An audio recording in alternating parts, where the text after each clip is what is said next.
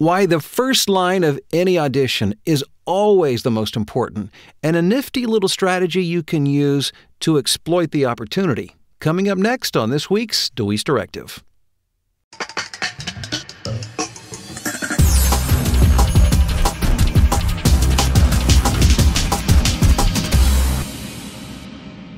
How's it going? Bill DeWeese here. Hope you are doing well. Want to give you a quick reminder that I am going to be headed to Los Angeles in February. I mean, can you think of a better place to be than warm, sunny Southern California in February?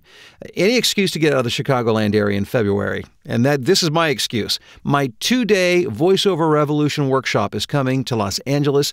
They're at the LAX Sheraton on February 7th and 8th. That's a Saturday and a Sunday.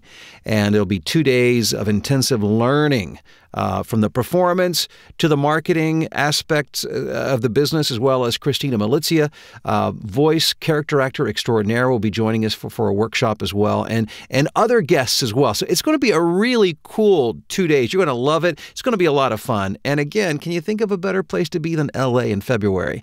To register and for more information and to see some testimonials of people who have attended my previous events, simply go to voiceoverrevolutionevent.com, and I hope to see you in LA in February. Okay. Now, you may or you may not be aware of what I'm about to tell you, but even if you are, I want to share with you a strategy to help you take advantage of it, and that is simply this. The first line of any audition is always the most important. As human beings, we are prone to make quick judgments. We see, for instance, a picture of a voiceover talent, and we cannot help but make a judgment as to what that person may sound like based on that. We listen to 2 or 3 seconds of a song, and we make a judgment as to whether we like it or not. A client listens to the first few seconds of an audition, and it really doesn't take them any longer than 3 to 5 seconds to make an initial judgment as to whether they even want to give you the time of day or not, whether they're going to listen to any more, or whether you're considered to be a serious contender for that job. So, I mean, in reality, 9 times out of 10, you could probably record the first 2 sentences and just leave off the rest. I wouldn't recommend doing that, just saying to illustrate a point. So my recommendation is this. Number 1, always focus. Make sure that first line especially is absolutely killer. Now, here's what I do. It usually takes me several reads, 3, 4, 5, 10, whatever it takes me to get to where I need to get, to where I feel that read is competitive. But here's what I found, that usually even on the read that I feel is the best, let's say it's my 3rd read. Actually, let's be more realistic. Let's say it's my 5th read. And after 5 reads, I feel like this is it.